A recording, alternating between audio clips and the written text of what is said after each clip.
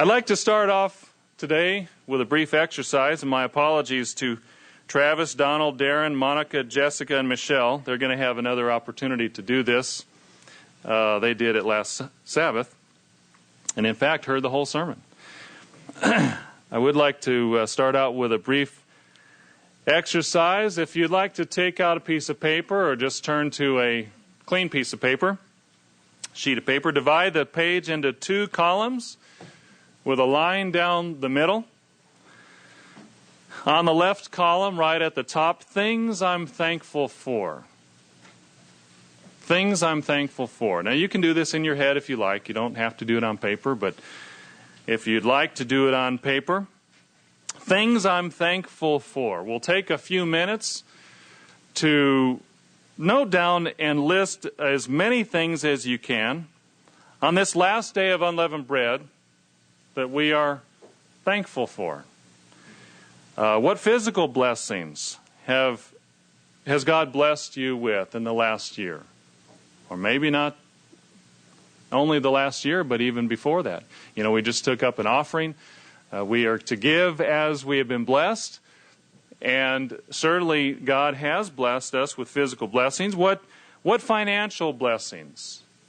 Now, some have had financial trials, but has God blessed you financially recently or in the last year? A job change, perhaps. What are you thankful for? How about health? You know, we all have aches and pains. We all have, from time to time, health difficulties, but has God blessed you in certain ways? You know, even just the fact that we are here today, we are vertical, we are taking nourishment, as they say. Is that a blessing? Well, if you have had good health, write it down. Blessings of family, perhaps your family situation, a wife, a husband, children, grandchildren. Those can all be blessings. Perhaps some little things that God has worked out in your life. Sometimes the most trivial things can actually get our attention and can be the most encouraging. The way God works things out in small ways. Even sometimes when we're going through trials. They can be surprising. Big things, our calling, God's Spirit, being called out of this world. Miracles in our life. Going through the days of unleavened bread, we think about the miracles that God worked out for the children of Israel. What miracles has God worked out in your life? That you can see. That we're not circumstance, we're not coincidence, that you know God's hand was involved.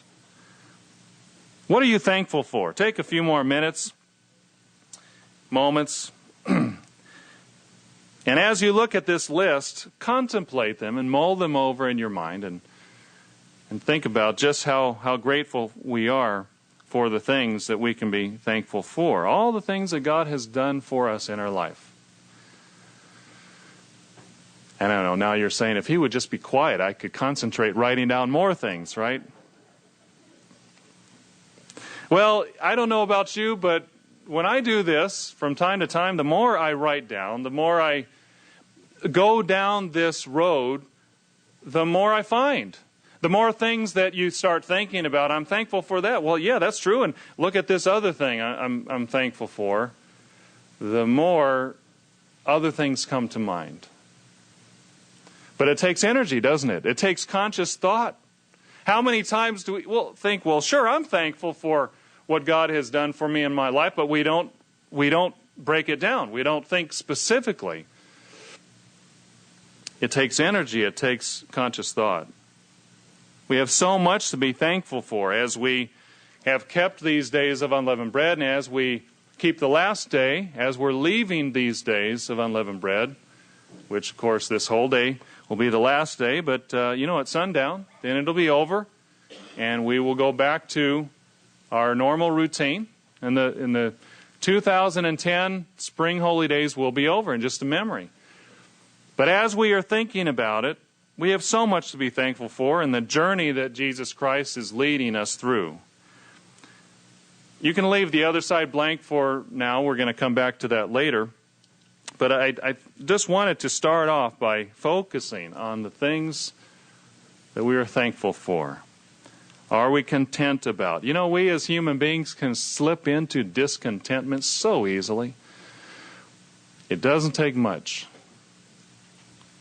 When most of us have everything we need and most of what we want. We're going to talk about contentment this morning. Being contented as we make our way through this journey.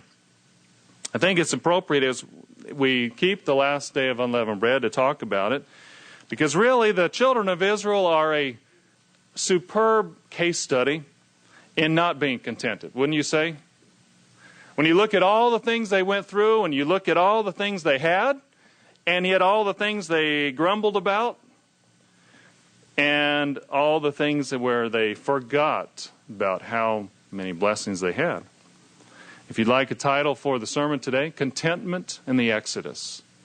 That's my title. Contentment and the Exodus. We find in 1 Corinthians chapter 10 and verse 1, the Apostle Paul writing about the children of Israel. Something we often turn to. He said, "Moreover, brethren, I would not that you should be ignorant how that all of our fathers were under the cloud and all passed through the sea, and were all baptized unto Moses in the cloud and in the sea." Verse 3, "And did all eat the same spiritual meat, and did all drink the same spiritual drink, for they drank of that spiritual rock that followed them, and that rock was Christ. But with many of them God was not well pleased, for they were overthrown in the wilderness." Verse 5, "Now these things were our examples, to the intent that we should not lust after evil things, as they also lusted." Now they lusted after food. They lusted after immoral things. But wouldn't you say, in general, as a overall way of life, one of the problems they fell into was just simply being discontented in general. Not being content with what they had, what God was giving them. Are you content? As we gather on April 5th, 2010, isn't it hard to believe still? Over 2010. 10 years have gone by since the turn of the century, the millennium. Are you content?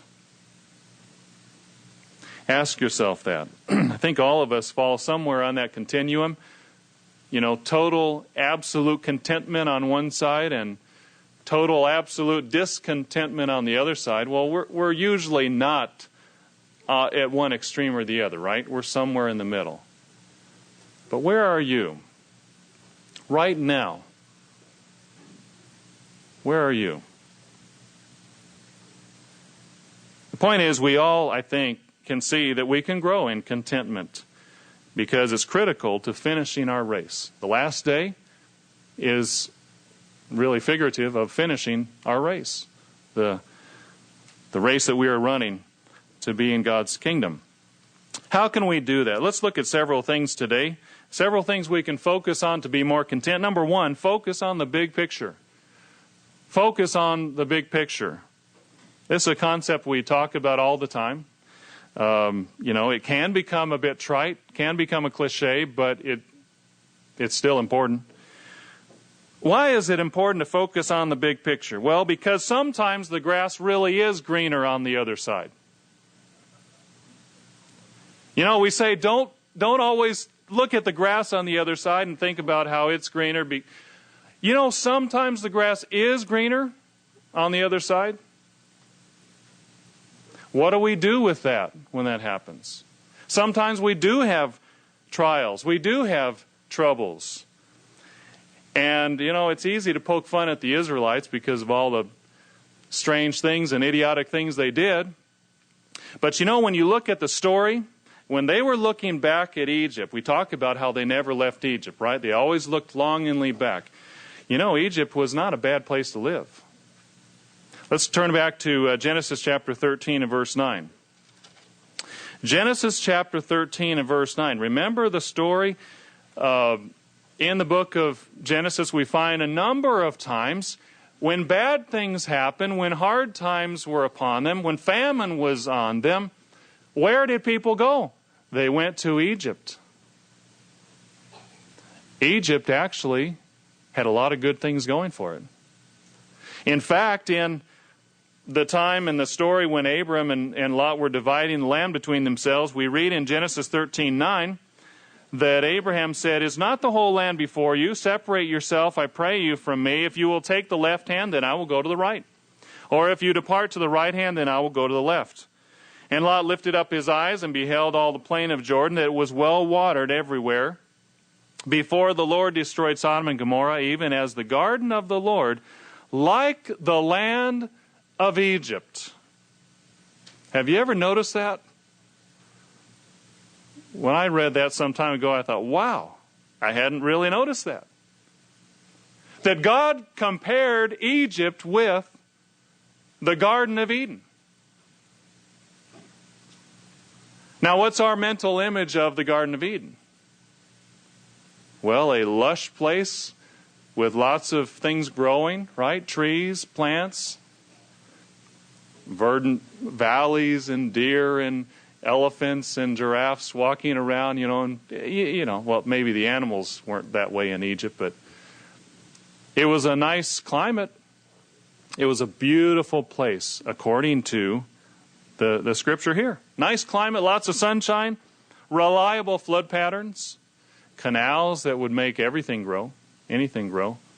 I think in some ways it makes me think of Northern California when we were living there a number of years ago. The land is dry, rock hard dry, but if you can get water to it, it'll grow anything. Extremely productive. I still miss my apricot tree and my nectarine tree and my peach tree and all those things that really started getting rolling just when we left. So I'm not really contented about that now that I think about it. That's really, no. I was really happy before I thought about that. No. The point is that it was a good land. There were things when they looked back and when they were comparing, there were things that were good about it. Genesis chapter 47 and verse 5, notice when the children of Israel were moving to Egypt, what does it say? Genesis 47 and verse 5, Pharaoh spoke unto Joseph, saying, Your father and your brethren are come unto you. The land of Egypt is before you. In the best of the land make your father and brethren to dwell. So not only was Egypt a beautiful land, but the Israelites had the best. In the land of Goshen, let them dwell, and if you know any men of activity among them, let them make rulers over my cattle. Exodus chapter 1 and verse 7 says, And the children of Israel were fruitful and increased abundantly and multiplied and waxed exceeding mighty, and the land was filled with them. Plenty of food, great environment, lots of sunshine, 75 degrees, white puffy clouds gently blowing by, a nice breeze. It was a nice place to live.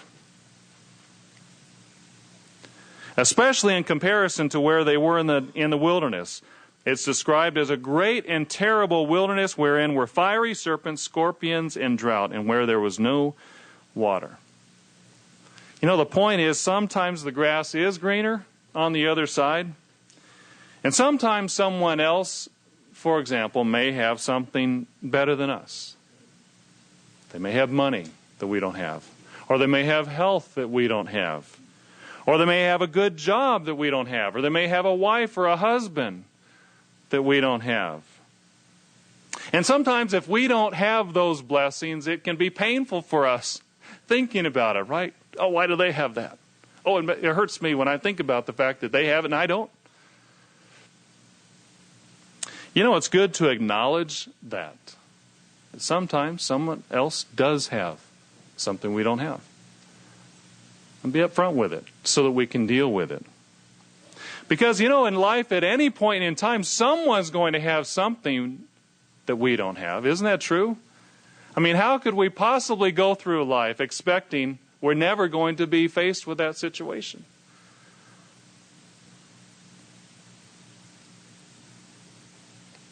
We have to get the whole picture, though.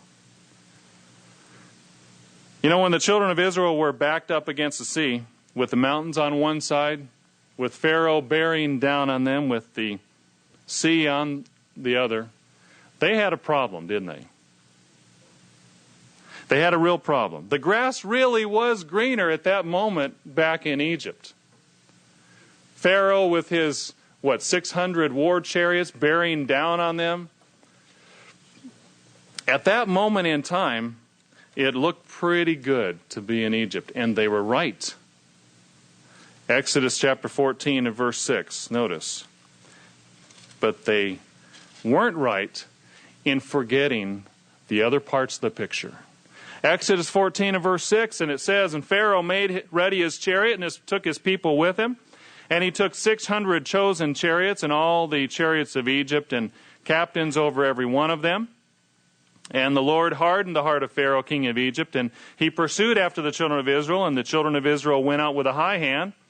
Verse 10, And when Pharaoh drew near, the children of Israel lifted up their eyes, and behold, the Egyptians marched after them. Pretty horrifying thought, don't you think? After all that had happened. And they were sore afraid. An accurate assessment of their situation at that moment. Nothing wrong with that at that moment.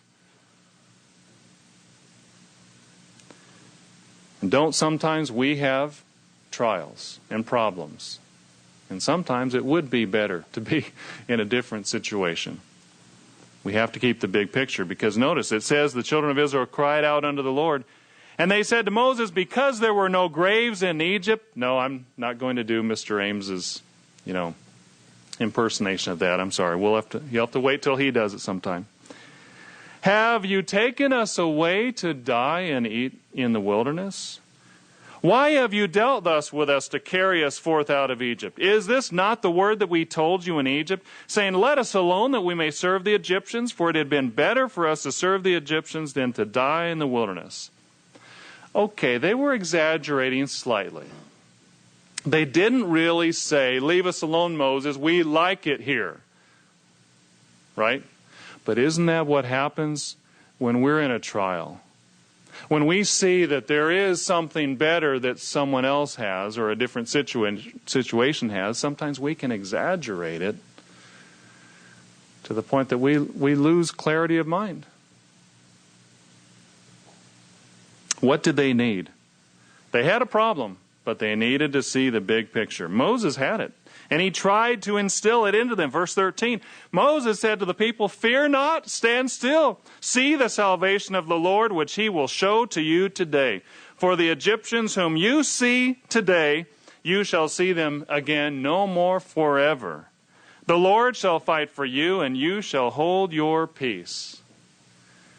Isn't it amazing? You had two groups of people that were in the exact same situation, because Moses had a problem too. The Pharaoh was going to be going after him, right? He had the same problem that all of the children of Israel had. His back was backed up against the sea. The mountains were on his side, and the Pharaoh's armies were bearing down on the other direction for Moses too. What was the difference? He had a relationship with God. He knew God was going to work it out. He knew there were other things that they could not see. So he said, don't be afraid. Now the interesting thing is that Moses didn't really know how they were going to get out of this problem, which shows his faith even so much more. He was able to have the big picture when he didn't exactly know all the details. Because notice, it says in verse 15, And the Lord said unto Moses, Why do you cry unto me? Speak unto the children of Israel that they go forward. And lift up your rod and stretch out your hand over the sea and divide it, and the children of Israel shall go on dry ground through the midst of the sea. Doesn't that show the greatness of Moses in terms of his relationship with God? That he was able to have strength and courage and faith even when he didn't see exactly how God was going to work out. Because God finally had to tell him, Moses, you're praying, that's good, but stand up, turn around, and go that way. Brethren, as we have trials sometimes, are we contented? Do we see the whole picture? Because that's the key. That's the key, one of the keys. It's good to acknowledge sometimes our situation isn't the best in one specific way. But it's not the whole picture. Notice in Psalm chapter 73 and verse 1, David wrestled with this issue. David wrestled with the issue, he said, of, I'm trying to do all the right things. I'm serving you, Lord. And it seems like when I look around and others aren't doing it, it seems like they get all the breaks. And you know what? That really bugs me. Because the grass is greener over there. And I'm kind of irritated about it. Notice what David said. Chapter 73, verse 1, truly God is good to Israel, even to them as have a clean heart. But as for me, my feet were almost gone. My steps had well nigh slipped. I was envious at the foolish when I saw the prosperity of the wicked, for there are no bands in their death. Their strength is firm. They're not in trouble as other men, neither are they plagued like other men. Verse 12, behold, these are the ungodly who prosper in the world. They increase in riches. Verily, I have cleansed my heart in vain and washed my hands in innocency. For the last 7 days, we've been thinking about cleansing our hands, right? And purifying our hearts. And becoming like Jesus Christ, letting Him live His life in us. David came to the point where, because he was looking at the grass, which was greener on the other side, he wrestled with the fact, it's not worth it. I have been doing this, and it's not worth it. For all the day long have I been plagued and chastened every morning. In fact, I've had trials, much less than blessings. You've tried me. When I thought about this, verse 16, it was too painful for me. Have you ever sometimes come to the point where situations they're too hard to think about? Really bugged him. Verse 17. Until I went into the sanctuary of God, then I understood their end. Until I got down on my knees and I reconnected with God and I reestablished my relationship with God and I saw Him clearly and I saw what He's doing clearly and I saw my life clearly and all the things that are going right, even though this one area is not right. He says, surely you've set them in slippery places. You cast them down into destruction. How they are brought into desolation as in a moment. They are utterly consumed with terrors as a dream when one awakes. So, O Lord, when you awake, you shall despise their image. He's talking about the wicked who don't know God and who flaunt God. Thus, verse 21, my heart was grieved and I was pricked in my reins. So foolish was I and ignorant. Verse 23, nevertheless, I'm continually with you. You hold my hand. You hold me by my right hand. You shall guide me with your counsel and afterwards receive me to glory. Whom have I in heaven but you? And there is none upon earth that I desire beside you. You see a different perspective and attitude. And it made all the difference in the world. He said, my flesh and my heart fails, but God is the strength of my heart and my portion forever. Verse 28, but it is good for me to draw near to God. I have put my trust in the Lord God that I may declare all your works. Brethren, what is God doing for us? Can we focus on that? Do we focus on that? Instead of comparing. 2 Corinthians chapter 10 and verse 12. 2 Corinthians chapter 10 and verse 12. I'll just quote it quickly because it's I just want to read one verse. He says in 2 Corinthians, chapter 10 and verse 12, Paul says, we dare not make ourselves of the number or compare ourselves with some that commend themselves. But they measuring themselves by themselves and comparing themselves among themselves are not wise. Paul said it's not wise. It doesn't make us happy. It makes us unhappy when we get into comparing. Because inevitably, we're going to find someone who has something that we ain't got. It's a dead-end road. Now, maybe it's not enemies or the wicked that we're comparing ourselves with. Sometimes it's our friends. Sometimes it's our associates. They're not evil people. But sometimes we may be tempted to want to switch with them. I'd like to have what he's got or what she's got. But, think about it. If you switch with them, do you really want the whole package? Because everybody has problems. Everybody's got some good and some bad. We could all take this wall between services today. By the way, we're having a potluck. I forgot to announce that. So we're having a potluck meal between services. And by the way, since I mentioned it, we're trying to encourage the children to eat in this room because there's no carpet. So if we can, as much as possible, leave room for the children and their families over there so they don't have to carry their food all the way over into this room. There's just more possibilities of that happening. But I'm off on a tangent.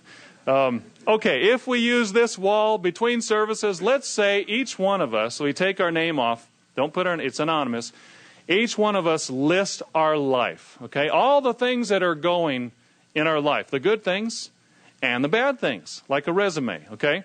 No name, but put it on a piece of paper and put it up on the wall.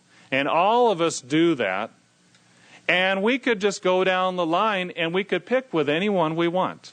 You could pick a set of blessings. But you've got to take the set of problems that go with that blessing.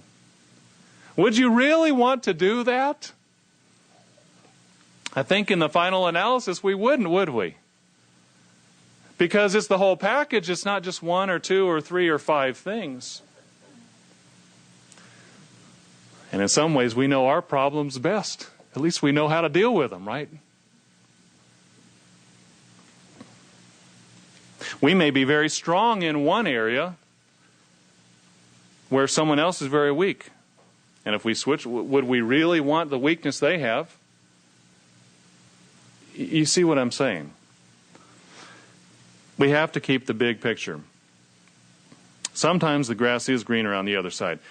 Back in California, actually here as well, I've been blessed with neighbors, with retired neighbors. And really wonderful people. And I've really enjoyed getting to know them. There is one problem with living next to people that are retired, men who are retired. They keep their lawns really nice. And, it's hard to keep up with them. There was one time in California where we had just gotten back from traveling and the lawn was ready to harvest. It was about, 18 inches high, just about perfect for harvesting. And so I was needing to get out there and cut the grass. Had a problem with our mower. It had broken, and so, that was a problem too. So my neighbor said, well, look, I've got this mower and I'll be cutting my grass, and how about if I just hit out by the road by your mailbox, so the mailman can get through easier and that sort of thing. I said, okay, no problem, thanks. So he was mowing there and went back a few times, back and forth, and next thing I know, he was coming through our gate. And he was in my front yard, going back and forth, and all I could do was go to the back and hang my head in shame. I can't even mow my own grass. It was horrible. His lawn always looked great. But I wouldn't want to be him. He had other problems that I didn't have. The point is, are we grateful and thankful for what God has given us when we look at the whole picture, the list that we talked about a few moments ago? Are we content as we are coming out of Egypt? When the grass is really greener on the other side, are we not blowing that out of proportion? And are we remembering the big picture, all the things that God is doing for us? It's not a cliche. It's real. And it helps us to be content. That's critical. Number two, another thing that helps us to be content is to, number two, focus on the present. Focus on the present. Part of really being content is simply focusing on the here and now. Now, we don't want to exclusively focus on the here and now, but it is important in overcoming discontentment that we do appreciate what God is doing here and now. Can we be happy right now in the state we're in? And I don't mean North Carolina, although I hope we're happy in North Carolina. No, when we have difficulties, sometimes we can look longingly at the past. Sorry, we have some South Carolinians here as well, so my apologies to those who are just across the border. You are in South Carolina, not North Carolina. Sometimes we look at the past and it gets rosier with age, right? Remember, sometimes we can do this in the church, with the church. Remember the good old days? The good old days when we had 8,000 people at the feast, or 10,000. We had all those activities and all of our friends and the good times. And there were a lot of good times. A lot of good memories. But doesn't hindsight seem to soften the hard times as well? There were times when we got bugged by other people back then. I know it's a shock, but it's true. There were times when we had to go to our brother back then. There were times when we had problems and trials and health difficulties and financial problems back then, right? There were problems in the church back then that happened from time to time. People got offended. People had to forgive each other. All the same things that happen now. And yet somehow the past gets rosier with age. Let's turn over to Exodus chapter 16, verse 1. Because, we can fall into the trap of longing for the past, and the grass looks pretty green in the past when we look back. But we still have to go forward, don't we? Exodus chapter 16 and verse 1, we pick up the Israelites as they are traveling through the wilderness, and it's amazing how in just a few days, like we were talking about before, their perspective of Egypt changed dramatically. Exodus 16 verse 1, and they took their journey from Elim, and all the congregation of the children of Israel came into the wilderness of Sin, which is between Elim and Sinai, on the 15th day of the second month after their departing out of the land of Egypt. And the whole congregation of the children of Israel murmured against Moses and Aaron in the wilderness. And then in the literal Bible, it puts it this way. Verse 3, and the sons of Israel said to them, we wish that we had died by the hand of Yahweh in the land of Egypt, sitting by the meat pots, eating bread to our satisfaction, because you have brought us out into this desert to kill all the assembly with hunger. Now they had only left, look at the timing, they had only left Egypt for 1 month. And they were already looking back at the good old days of Egypt. How it was so much better back there. Now think about this for a moment. Which would have been better, dying in Egypt or dying in the wilderness? You're dead in both places, right? That's what they were saying. It would have been better for us to die in Egypt. Why? What's the difference? But you see how sometimes when we look back, the past gets really rosy and changes and blurs our vision. We can do that. Ecclesiastes 7 and verse 10 says it's unwise to ask, why were the old days good? It's unwise. Why is it unwise? It makes us unhappy. It makes us discontented if we live in the past. If we're always thinking, wow, boy, that was the good time. Oh, yeah, that never be the same. Never have any good times like those times, right? Well, that's a recipe for discontentment, isn't it? That we'll never be happy again, like we were at a certain point. Well, maybe it'll change. Maybe we have different trials we had back then, but God doesn't want us discontented, and that's a sure way to do it. Notice in Numbers chapter 11 and verse 4. Numbers chapter 11 and verse 4. We have to live in the present. And the mixed multitude, it said, was among them, fell lusting, and the children of Israel also wept again and said, Who shall give us flesh to eat? Verse 5, we remember the fish which we did eat in Egypt freely, the cucumbers and the melons and the leeks and the onions and the garlic. But now our soul is dried away, for there is nothing at all except this manna before our eyes. You know, nothing at all except this stuff which falls every morning miraculously from the sky.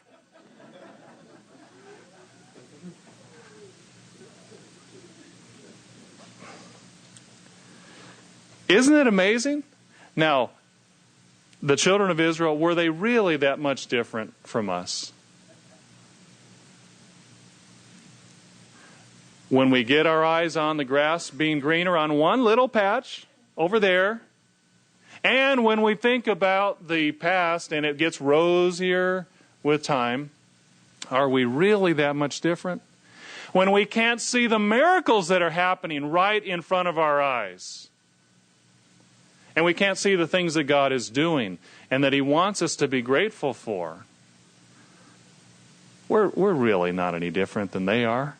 And we even have God's Spirit to help us. And yet sometimes we do exactly the same things that they were doing.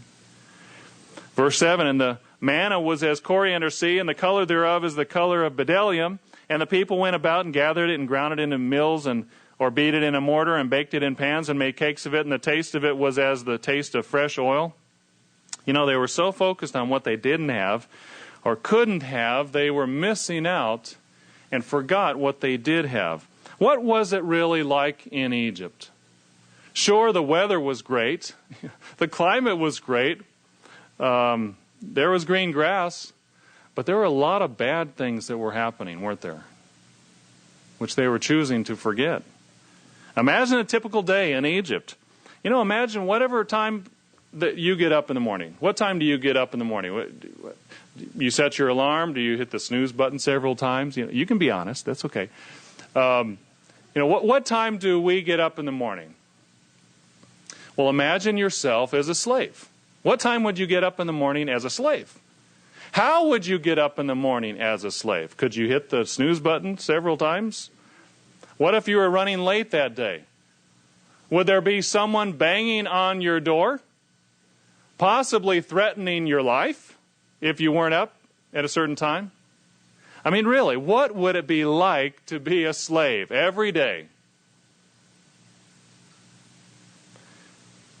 Now imagine a typical day in the wilderness. You know, no one banging on the door of your tent. No one threatening violence if you weren't up and you didn't do what they said. Your friends and your family all around you. Plenty of time to fellowship. Think about how much time families would have spent together in the wilderness. We don't know. Maybe in Egypt, families were split up sometimes. That's what happens when you're slaves. You know, they forgot this. What about children? How was it in Egypt for children? If you were a potential mother, we have some potential mothers here. What would it have been like to be looking forward to having a baby in Egypt? Not knowing if you're going to have a little baby girl or a baby boy. There at the end, they were killing the baby boys. What would it have been like for a mother to go through waiting and agonizing for 9 months, not knowing they didn't have ultrasound? Apparently, I don't know. But not knowing. And what if you did have a boy? Imagine the anguish and then the struggle you'd go through to hide the boy, the baby, and the pressure and the strain. And the worry that you'd be found out. And what if you were found out? How would that feel? What about for midwives? You know, they were faithful to God, but imagine the stress and the pressure and the difficulty they went through when they got the midnight call, just hoping that it wouldn't be a boy.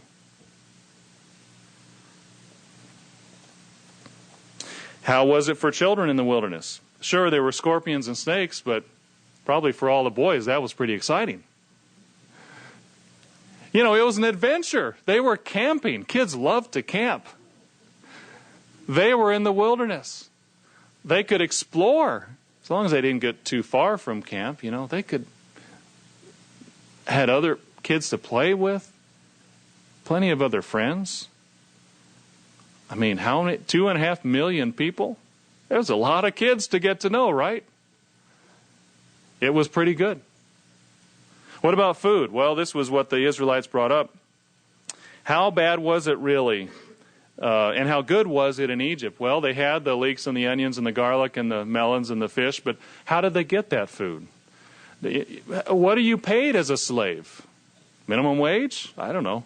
You know, were there laws about minimum wage? How do you get the food you eat? Do they have to kind of scratch and scrabble for it? Did they grow their own in a patch? I don't know, but probably was kind of a stress having enough food to eat. But what was it in the wilderness? How hard was it really? Sure, they didn't have the variety they would have liked, but think about how easy it was for them. You know, those of you who make breakfast every morning and lunch every day and dinner how easy would it be? How nice would it be to get up in the morning, go out, and this food just miraculously fell out of the sky. You collect it up and put it in a bucket and you bring it back and you prepare it and you do whatever you do with it. And then the next day you do the same thing and the next day you do the same thing. How about the security of knowing, as a mother, knowing that every day you'd have enough food to eat for your children? That takes a lot of stress off, doesn't it?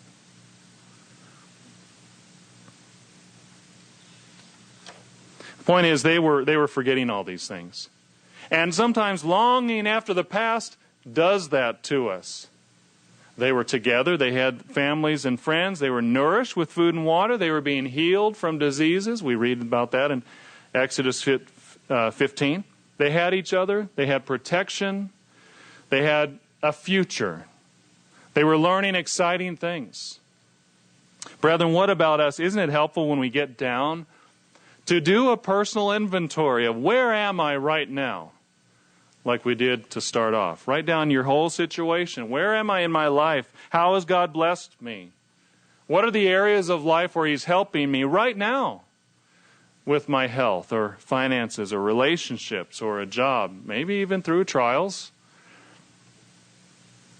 through spiritual growth, but you know, that I have God's Spirit. That I can live in this beautiful land that we've been given, that we have inherited, that's been dropped in our lap. The choicest land on earth. That we can fellowship with friends and brethren. Wonderful people that are going the same direction we are. That we've been given a priceless calling. We need to have a reality check from time to time. A living in the present check. That helps us to stay contented. No matter how great the past was, and it probably was not as great as we think when we get caught up in that line of thinking. The only way to be happy, truly happy, is really focusing on and appreciating the present. So as we keep the last day of unleavened bread, and as we think about the lasting changes in our life, let's make sure we have the big picture of God's involvement in our life, and let's also focus on living in the present. Number three. Another thing we can do to be contented, more contented, to grow in contentment, is to focus on God's will and timing. Focus on God's will and timing. We can be discontented about the past, but we can also be not content about the future, but always wanting something that we don't yet have. You know, some people go through their whole life that way, never quite being content with the state they're in. You know, sometimes when we're children, when we're 5, what do we want to be? We want to be 6. And then we become 6, and then what? We want to be 7. And then when we're 7, we think, wow, the ultimate would be 8. Then the good things really start happening at 8, right? Well, you're 8 for a couple of weeks. It feels good for about 2 weeks. I remember. And then you think, 9 is really when the action starts happening, the fun stuff. And then we, as children, we grow up, and then when we're in grade school, we want to be in middle school. When we're in middle school, we want to be in high school. And when we're in high school, we want to be graduated. Once we're graduated, we want to be in college. When we're in college, we want to be out of college. When we don't have a job, we want a job. Once we have a job, well, we want to get married, right? When we're married, we want children. Once we have children, we want them to grow up. And then we want grandchildren. And isn't it true, if we're not careful, we can go through our whole life never being contented about the situation we're in right now. Always thinking, I'll be happy when ...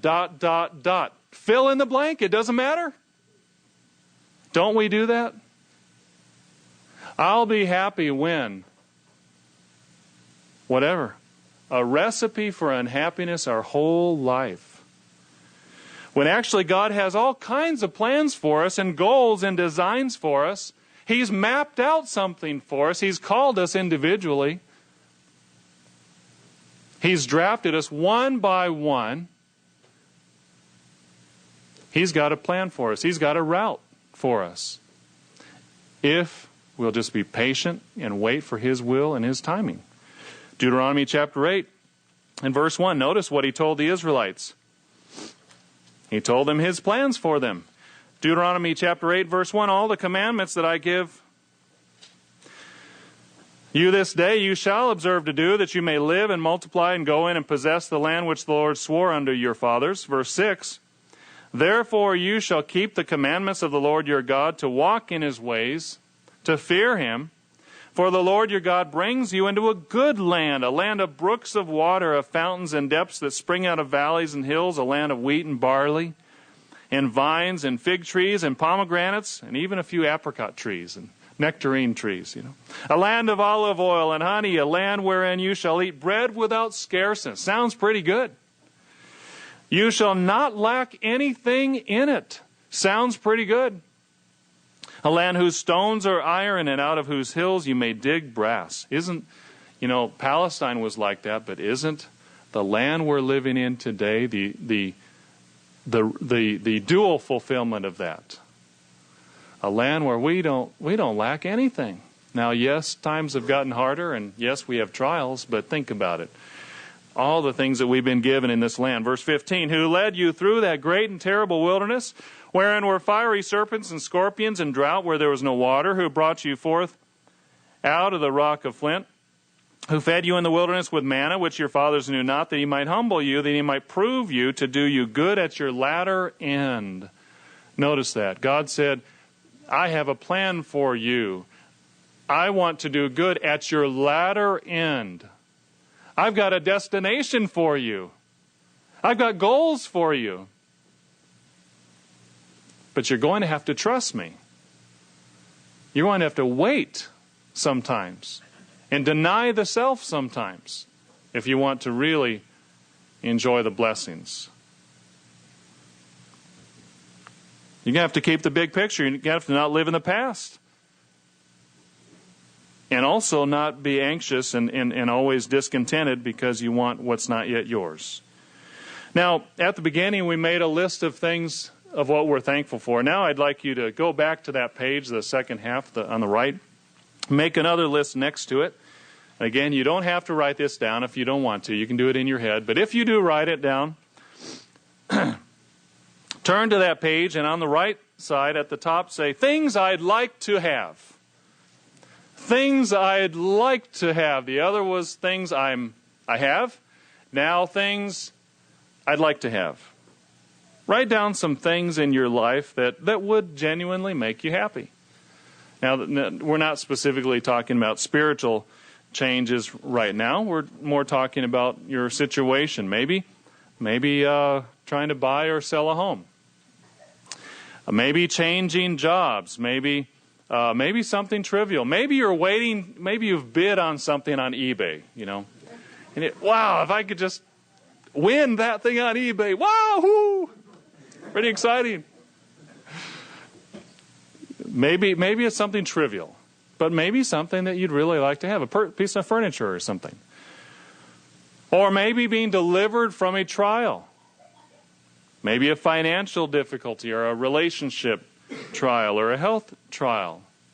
Maybe you've been laid off or your hours have been cut. Maybe you'd like some relief from that. Maybe you'd like to finish school or go to college or get married or find a mate. Well, I guess that's the same thing. Sorry, just looking at my notes. That doesn't make much sense to write those two next to each other, does it? Maybe having children. Maybe you'd like to have children. What is the desire of your heart? What are the things that would make you happy? Maybe for the smaller kids, a new doll or a new toy. Or a new bike or a bike that works. The chain doesn't always fall off, like some of our kids. Or a baseball glove or a video game. Or if you're a little older, a cell phone or a car. Or maybe wanting a new friend, perhaps. Or maybe working out a difficulty with a friend you already have. Anything that will make you happy. Write them all down. Think about it. It's nice to think about what might be, isn't it? It's nice to think about the things that could be. Some that are frivolous, some that we really need. Now we have two lists. One's of the things we have, and one's of the things we'd like to have. Now the problem is, most of the time what happens, we were pretty happy with that other list before. All the things we're contented with. But now, wow. Yeah, well, when I start looking at this other list, wow, yeah, that's true. I'd really like that. That doesn't look so good after all. Normally, what happens when we start thinking of things we'd like to have, we lose appreciation for what we have, right? Philippians chapter 4 and verse 4.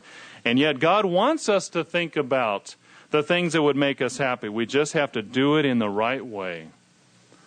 We just have to do it from the right perspective and to wait for His will and His timing. Philippians chapter 4 and verse 4. Paul said, "Rejoice in the Lord always. And again I say rejoice. Let your moderation be known unto all men. The Lord is at hand. Be careful or anxious for nothing. But in everything by prayer and supplication with thanksgiving, let your requests be made known unto God." Now, the Israelites fell into whining and complaining, didn't they? What's the difference between whining and complaining and asking for things? Well, Paul says it right here. With prayer and supplication, with thanksgiving, let your requests be made known to God. You know, a prerequisite for getting more stuff is being thankful for what we have. Why would God give us more stuff if we're not thankful for what we already have? Verse 7, "And the peace of God, which passes all understanding, shall keep your hearts and minds through Christ Jesus." In other words, the contentment. You know, a lot of people really would like to have more peace in our country, in our world today, but are really strung out because of the financial difficulties, because of the problems we're facing that seem to be intractable now. And yet God says we can have peace, the peace that passes all understanding. In other words, it's not related to our condition. It's not related to our circumstance. How do we have that? Being contented by being thankful for what we have as we ask for what we need. Verse 8, "Finally, brethren, whatsoever things are true, whatsoever things are honest, whatsoever things are just, are pure, are lovely, or of good report, if there's any virtue, if there's any praise, think on these things. The things which you have learned and received and heard and seen in me do, and the God of peace shall be with you. But I rejoice in the Lord greatly, that now at the last your care of me has flourished again, wherein you were also careful, but lacked opportunity. Not that I speak in respect of want, for I have learned in whatever state I am therewith to be content. It's interesting. Where did Paul write this from? Where did he talk about being content? He said, in whatever state I'm at. And he didn't mean North Carolina. He was chained to a wall, right?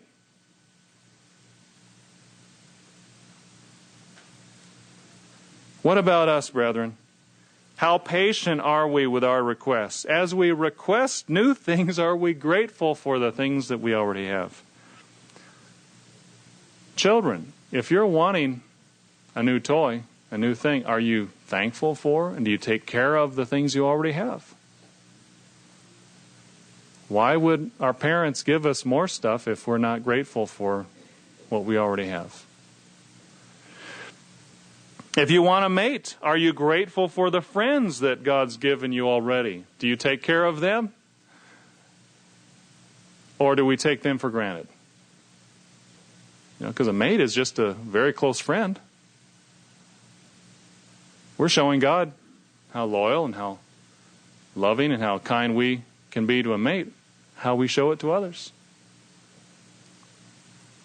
If we want a new car, are we appreciative of that clunker that still gets us from point A to point B,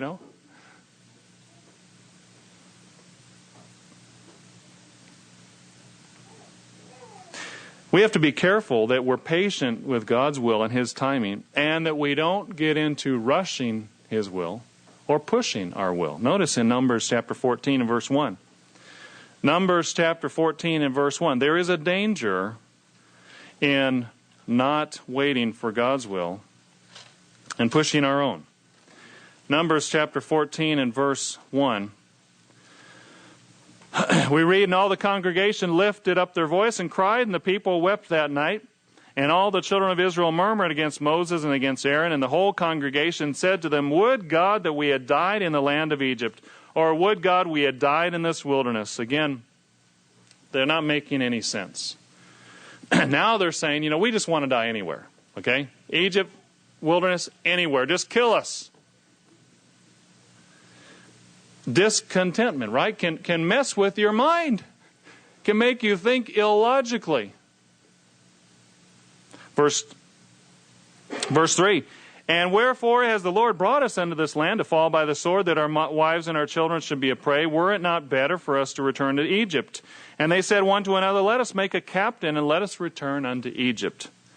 Notice what God says, verse 22. Because all those men which have seen my glory and my miracles which I did in Egypt and in the wilderness, and have tempted me now these 10 times, and have not hearkened to my voice, surely they shall not see the land which I swore unto their fathers, neither shall any of them that provoked me see it.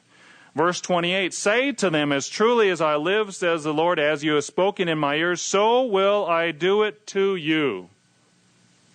If we push our will long enough, God may just give it to us. And it may be the worst thing, at least humanly speaking, that could happen.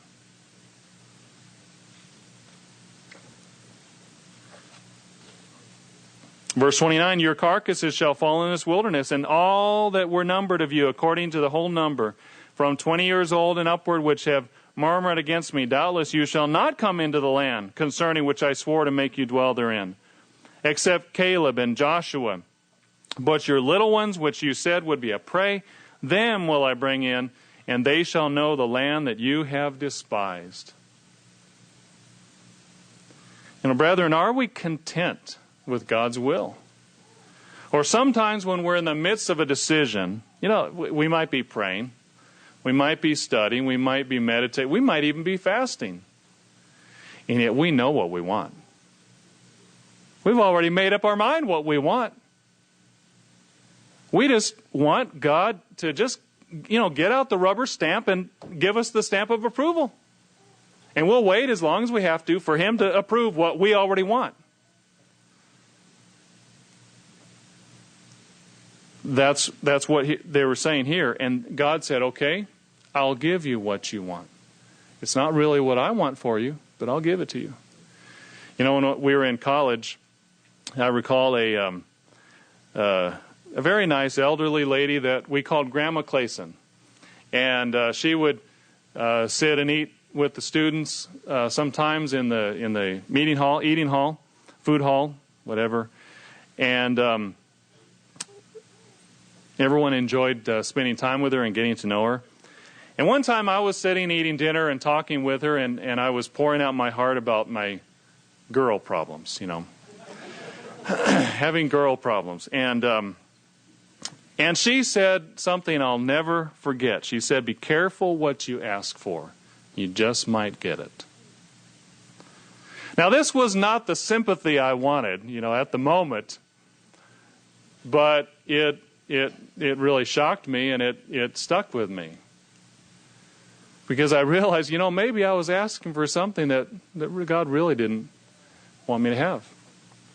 And I'm grateful to this day that God provided me someone at the right time, according to His will. A wonderful lady over there. Didn't Garth Brooks write a song some time ago, thank God for unanswered prayers? Are we content with God's will and His timing? It's very hard to do. Easy to say, but hard to do. But, you know, if we're not, we're going to get into trouble. And we might even get more trouble than we could possibly imagine, just like what they wound up being in. Psalm 78 and verse 35 warns us to not tempt God. Psalm 78, verse 35, notice. And we can tempt God by pushing our own will. David says, verse 35, and they remembered that God was their rock and the high God their Redeemer. Nevertheless, they flattered Him with their mouth. You know, if we're praying to God, but we don't really want His answer, it's just flattery. What good does that do? We don't really want Him to take charge of our life. And they lied unto Him with their tongues, for their heart was not right with Him, neither were they steadfast in His covenant. But He, being full of compassion, you know, God is very full of compassion, even when we are not doing exactly what's right. He's patient, forgave their iniquity and destroyed them not. Yes, many a time turned He His anger away and did not stir up all His wrath. For He remembered that they are but flesh, and He knows that we are weak, we're human. A wind that passes away and comes on again. How often did they provoke Him in the wilderness and grieve Him in the desert? Yes, they turned back and tempted God and limited the Holy One of Israel. Do we ever limit God? You know, if we're so caught up with what we want that we forget who's guiding us. We forget who is taking charge, at least He wants to, taking charge of our life. And how much He loves us and wants the best for us and has all kinds of great plans for us if we'll just be patient and wait for His will and His timing. Verse 52, but made His own people to go forth like sheep and guided them in the wilderness like a flock, and He led them on safely, so they feared not. But the sea overwhelmed their enemies, and He brought them to the border of His sanctuary, even to this mountain, which His right hand had purchased. He cast out the heathen also before them and divided them in inheritance, and made the tribes of Israel to dwell in their tents. Yes, yet they tempted Him and provoked the Most High God and kept not His testimonies. We can't do that. As we are growing in contentment, as we are striving to be more contented and more happy, because contentment brings happiness, doesn't it? It's crucial to happiness. Let's also make sure we're settling more and more into God's will and in His timing. We all deal with it in different ways. In what ways can you grow more in settling into God's will and timing? Keeping the big picture, living in the present, and being convinced that God's will and timing is good for us. The last thing we need to do is, number 4, focus on growth. Focus on growth. What was God really doing in the wilderness? Was his only priority to get them from point A to point B, to get them to the promised land from Egypt? You know, if it was, there was a whole lot more direct route that they could have taken that they didn't take. Notice in Deuteronomy chapter 8 and verse 1, we were there a little while ago, but we skipped over a part that we're going to read now. He led them the way he led them for a reason. Deuteronomy 8 and verse 1, all the commandments that I command you this day shall you observe to do, that you may live and multiply and go in and possess the land which the Lord swore unto your fathers. And you shall remember all the way which the Lord your God led you these 40 years in the wilderness, to humble you, to prove you, to test you, to know what was in your heart, whether you would keep his commandments or no.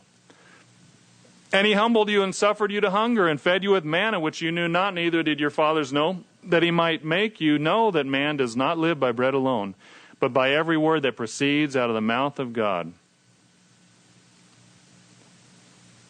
You know, if we are chafing at the situations that God allows us to be in, if we're struggling against what appears to be his will, you know, we can miss the overall lessons of growth and the development that he's wanting us to learn. It can go totally right over our head. And guess what? A test failed is a test retaken down the road. You know, like no child left behind, right? No Christian left behind. We're going to take that test over and over till we pass it. So we might as well learn the lesson now. We might as well dig in and dig all the lessons out of whatever we're going through. What trials are you possibly going through right now? Are there lessons that we might be glossing over or not thinking about? Are there things that God has shown us in the last week and in the last number of weeks and months as we examined ourselves?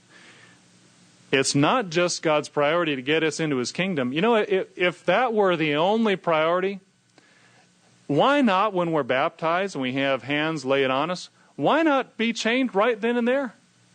Wouldn't that be wonderful? You know, as soon as we're baptized and we have hands laid on us, poof, now we're made a spirit being. Wouldn't that be great? Well, it's not God's priority just to get us into his kingdom, right? It's his priority to teach us and prepare us for his kingdom. And so we have to learn lessons. We have to go through things. That's what these 7 days of the feast have been pointing to. Not just getting from point A to point B, but to learn the lessons of life. Otherwise, it might just be the feast of unleavened bread. It might just be the day of unleavened bread. The one day. But it's 7 days. It's picturing a complete product. You and I, God is making us. As we gather in end time Israel, they were ancient Israel, we are Israel today. In this country and, of course, spiritual Israel. Where are we? How are we doing on that continuum? You know, the world around us is lost in a reckless pursuit of materialism, right? And never being contented. There was an article a few years ago that came out in The Economist entitled, Centrifugal Forces, Americans Are Still Restless in the Midst of Plenty. In the 2nd century of the Christian era, Edward Gibbon began his decline and fall of the Roman Empire this way. The Empire of Rome comprehended the fairest part of the earth and the most civilized portion of mankind.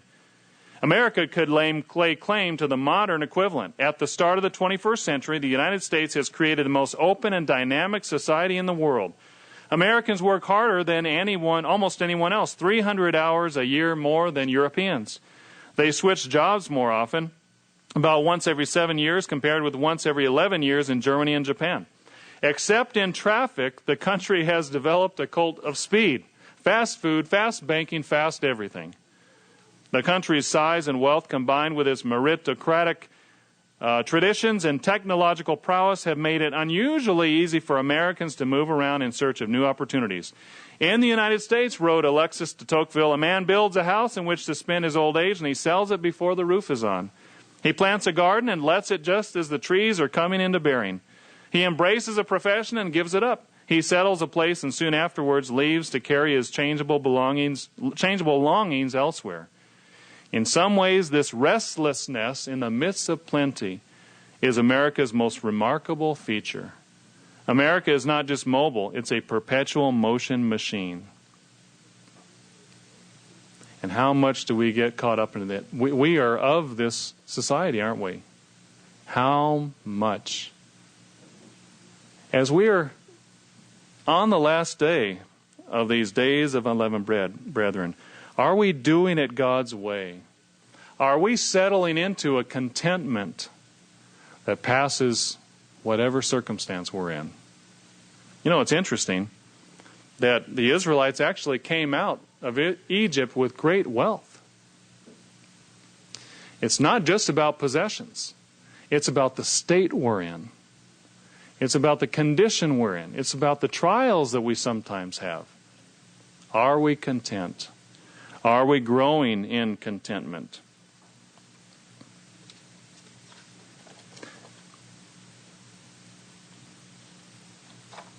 Let's turn over to Psalm 37.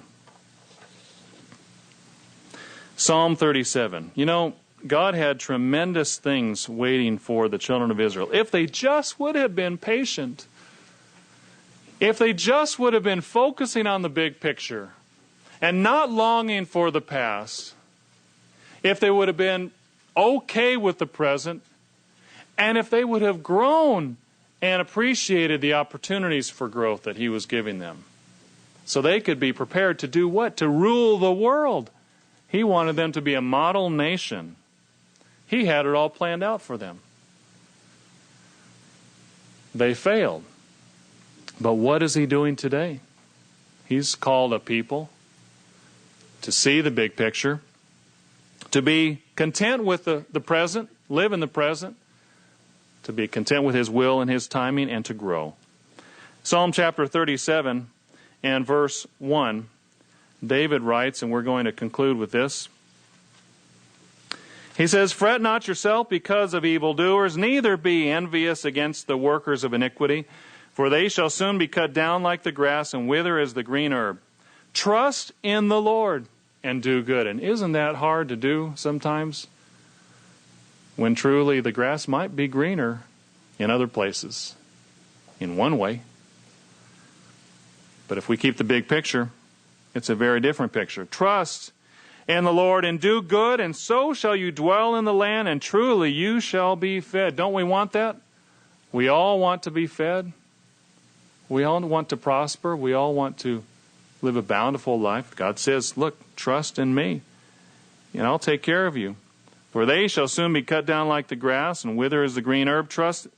We just read that. Trust in the Lord, do good. So shall you dwell in the land, and truly you shall be fed. Delight yourself in the Lord. Delight in God and what He's doing, in His will and His timing, and accept it. And don't chafe against it. And don't fight it. Don't struggle against it. And He shall give you the desires of your heart. Commit your way unto the Lord. Trust also in Him, and He shall bring it to pass. You know all that list on the right? God is in the business of giving us the desires of our heart. We just have to wait for it in the right way, the right timing. Sometimes He gives us many times over what we want, and even things that we don't ask for. Verse 6, "And you shall bring forth your righteousness as the light, and your judgment as the noonday. Rest in the Lord. Await patiently for Him. Fret not yourself because of him who prospers in his way, because of the man who brings wicked devices to pass." Don't be looking over our shoulder. We are called for so much. We've been given so much. Verse 8, "Cease from anger, forsake wrath. Fret not yourself in any wise to do evil, for evildoers shall be cut off, but those who wait upon the Lord shall inherit the earth." Here, as we come to the last day of the days of unleavened bread, we see some amazing things. Let's be content as we look forward, as we go forward, because these days are going to end at sundown tonight. As we think about the lessons that we have learned over the weeks, let's not fret about the green grass on the other side of the fence. Let's make sure we have the big picture. Let's embrace the present and live in the present and not in the past. Let's be patient in God's will and His timing and His growth, because He has some awesome things for us. Brethren, let's be content.